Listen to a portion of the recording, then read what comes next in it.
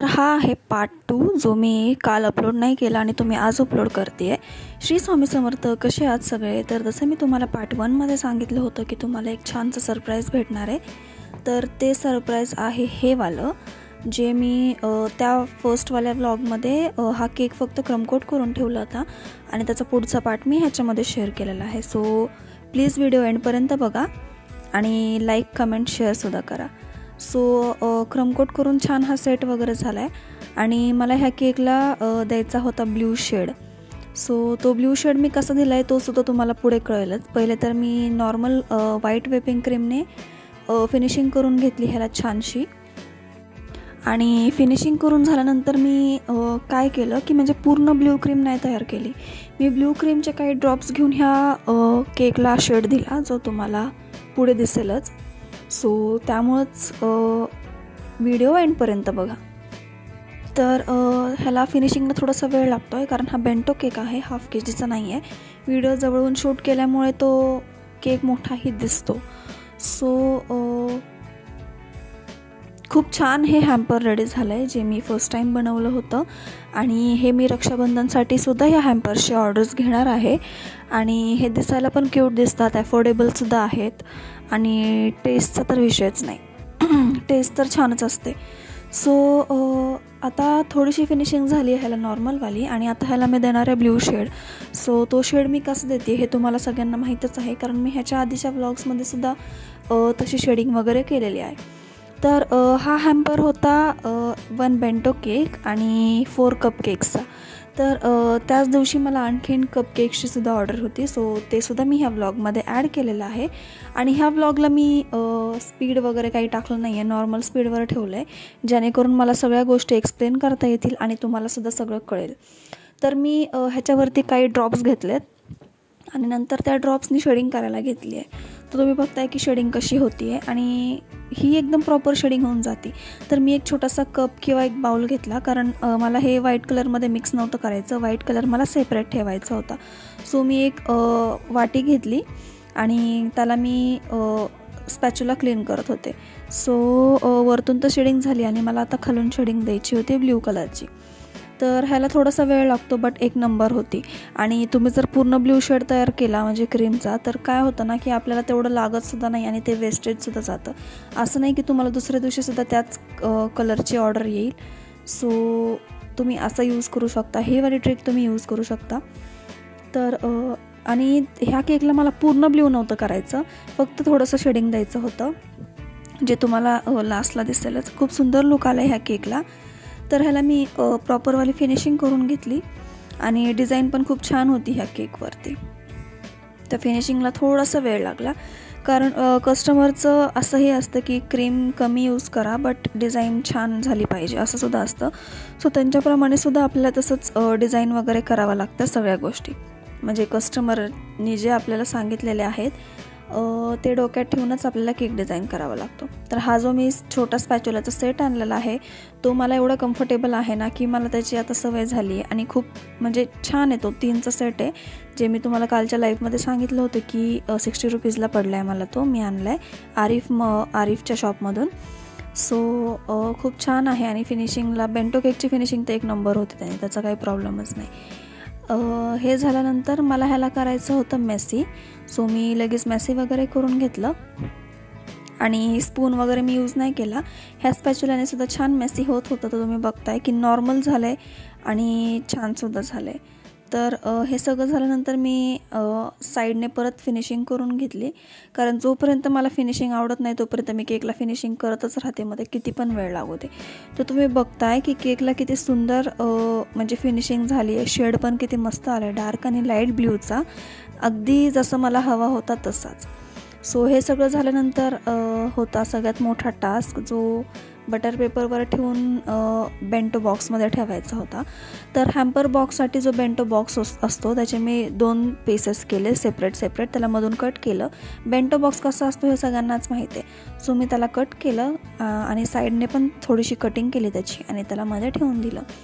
नंतर हा छान सेट व्हायला ठेवून दिला मी फ्रीजमध्ये आणि सेट वगैरे झाल्यानंतर आता मला ह्याला करायचं होतं डिझाईन. तर मी डिझाईनसाठी हाफ ब्ल्यू आणि हाफ व्हाईट क्रीम पायपिंग बॅगमध्ये फिल करून घेतली होती, जे तुम्हाला हे फ्लावर झाल्यावर दिसेलच. किती सुंदर झालं आहे हे फ्लावर.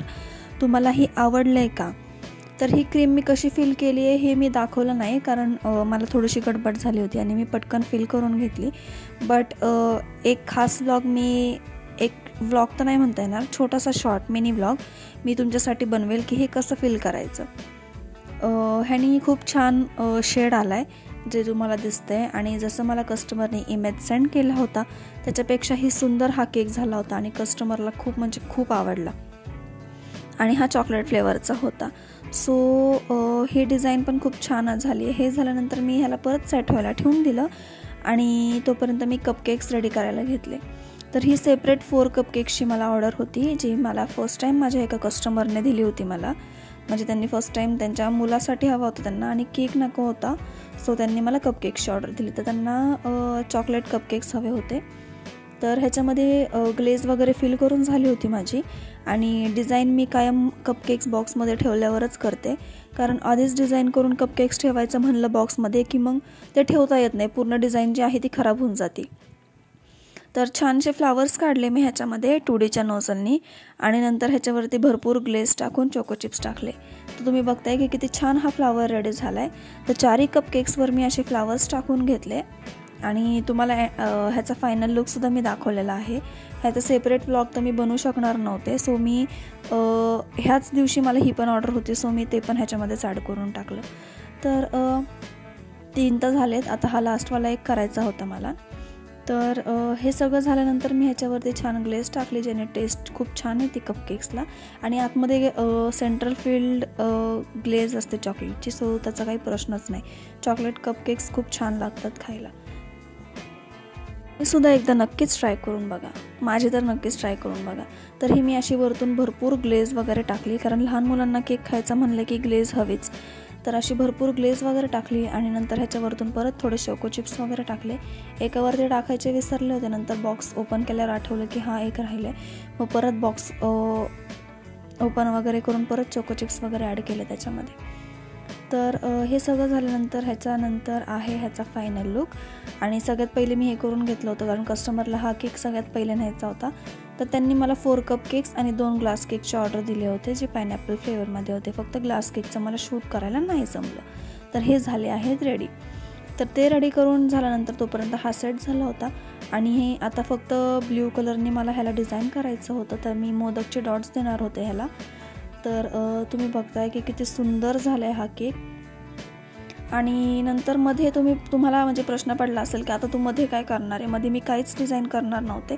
मध्ये फक्त एक हॅपी बर्थडेचा मला टॅग लावायचा होता, तो सुद्धा मी तुम्हाला दाखवलेला आहे. सो तो टॅग आहे तो मी कट करून लावलेला आहे. तर हे तर तयार झाले, आणि ह्याला परत मी फ्रीजमध्ये ठेवून दिला, आणि तोपर्यंत ह्या हॅम्परचे कपकेक्स रेडी करायला घेतले. तर हे कपकेक्स मी म्हणजे 2 सेम आणि 2 सेम असे 4 बनवले. म्हणजे आता कसं सांगू, 2 कपकेक्सवर सेम डिझाईन आणि अजून 2 कपकेक्स आहेत त्याच्यावर सेम डिझाईन. तर असं केलं. तर पहिले तर ह्या 2 कपकेक्सवर मी फक्त फ्लावर्स काढून घेतले, आणि बाकीचे जे 2 कपकेक्स आहेत त्याच्यावरती थोडीशी वेगळी डिझाईन केली. तर तुम्हाला ती डिझाईनसुद्धा मी डिटेलमध्ये दाखवलेली आहे. सो तीसुद्धा तुम्ही बघा, आणि तुम्हाला कशी वाटली प्लीज मला कमेंट करून सांगा. आणि मला खात्री आहे की तुम्हाला हा माझा व्लॉग नक्कीच आवडेल. तर ह्याच्यामध्ये मी फ्लावर्स वगैरे काढून घेतले, असे दोन्हीकडे सेम करत होते, म्हणजे काही प्रॉब्लेम नव्हता येणार मला. तर असे फ्लावर्स वगैरे काढून घेतले, नंतर मोदकचे डॉट्स वगैरे दिले, आणि एवढे सुंदर झालं होतं ना की प्रश्नच नाही. आणि मी फर्स्ट टाईम बनवलं होतं, मला वाटलं नव्हतं की मी एवढं छान बनवू शकेल, आणि मला काही म्हणजे कॉन्फिडन्स होता मला तेवढा की मी करेल म्हणून. त्यामुळे मी डायरेक्ट ॲडव्हर्टायझिंग टाकून दिली, स्टेटसला म्हणा, इन्स्टाला म्हणा, आणि मला ऑर्डरसुद्धा आली. तर आता मी वाट बघते की रक्षाबंधनच्या हॅम्पर्ससाठी की मला रक्षाबंधनचीसुद्धा हॅम्पर्सची ऑर्डर येईल. सो एकदा प्लीज DM करून बघा, तुम्हालासुद्धा नक्कीच आवडेल. टेस्ट तर खूप आवडेल, आणि डिझाईन तुम्ही जशी पाठवाल तशी. फक्त मी फॉन्डंटचे डिझाईन्स नाही बनवत, सो तुम्ही फॉन्डंटचे सोडून मला कोणतेही डिझाईन्स सेंड करू शकता, तुम्हाला सेम टू सेम मिळून जाईल. तर बाकी 2 कपकेक्सवर मी अशी डिझाईन बनवली होती, आणि नंतर हे परत मी फ्रीजमध्ये सेट व्हायला ठेवून दिलं. आणि नंतर हा आहे त्या 4 कपकेक्सचा फायनल लुक, जो खूप छान झाला होता आणि एकदम प्रॉपर रेडी झाला होता. तर हे पण मी ठेवून दिलं आणि नंतर हा लावायचा होता मला टॅग, जो मला सेंटरला लावायचा होता. आणि ह्या टॅगने तर एवढा छान लुक आला ना केकला की बासच. हॅपी बर्थडेचा टॅग होता हा आणि हा हॅम्परसुद्धा हॅपी बर्थडेचा होता. आणि कसं दिसतंय हे क्यूटवाला छोटासा बेंटो केक मला नक्कीच कमेंट करून सांगा. आणि हा झालेला आहे आपला हॅम्पर रेडी. आणि ह्याच्यामध्ये मी एक छोटंसं व्हाईट रोज ठेवलं आहे, कारण कस्टमरला व्हाईट रोजचं बुकेट हवं होतं. बट बुकेटसाठी एवढी मोठी जागा नव्हती, सो मी त्यांना सांगितलं की रोज काय मला ठेवता येणार नाही. बट त्यांना माहिती नव्हतं आणि मी त्यांना सांगितलं पण नव्हतं, तरी पण मी त्यांना सांगितलं नव्हतं. आणि असंच म्हणजे कस्टमर नाराज नको व्हायला म्हणून मी एक छोटंसं क्यूटवालं व्हाईट रोज त्या हॅम्परमध्ये ॲड केलं आणि ते बघूनसुद्धा कस्टमर खूप छान हॅपी झालं. तर ही मी करते हॅम्परची पॅकिंग. एक गोल्डनवालं कॅन्डल ठेवलं, एक स्पून आणि एक नाईफ. आणि मग मी ह्याला रेड रिबिननी पॅक करणार आहे आणि पुढून एक सेलो टेप लावणार आहे. तर ह्याला पॅक करताना पण आणि हॅम्पर ओपन करताना सुद्धा मी ह्याच्यामध्ये ॲड केलेलं आहे. सो तुम्ही अजून पण आपल्या चॅनलला सबस्क्राईब नसेल केलं तर प्लीज सबस्क्राईब करून ठेवा. सबस्क्राईब करायला विसरू नका आणि बेल आयकॉनवर सुद्धा क्लिक करा, म्हणजे तुम्हाला डेली अपडेट्स कळत जातील. आणि मला लास्टमध्ये प्लीज कमेंट करून सांगा की तुम्हाला हे हॅम्पर आवडलेलं आहे का आणि कसं झालं आहे हे हॅम्पर, प्लीज मला खरंच कमेंट करून सांगा. आणि मी हा खरंच फर्स्ट टाईम बनवलं होतं हे हॅम्पर आणि मला वाटलं नव्हतं की एवढं छान होईल म्हणून. तर हे रेडी झालं आहे आणि मी आता हे हॅम्पर तुम्हाला ओपन करून दाखवते आहे. मला ह्याचं शॉर्ट टाकायचं होतं, सो मी असंच ओपन केलेलं आहे हे.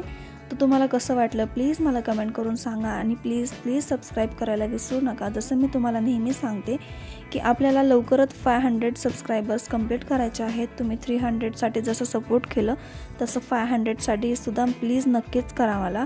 आणि असेच खूप सारे छान छान व्हिडिओज तुमच्यासोबत शेअर होत राहतील जे तुम्हाला आवडतील. आणि हा आहे त्या हॅम्परचा फायनल लुक. तर कसं वाटलं प्लीज मला कमेंट करून सांगा आणि कलर कॉम्बिनेशनसुद्धा कसं वाटते ते सुद्धा मला नक्कीच सांगा. थँक्यू. बाय.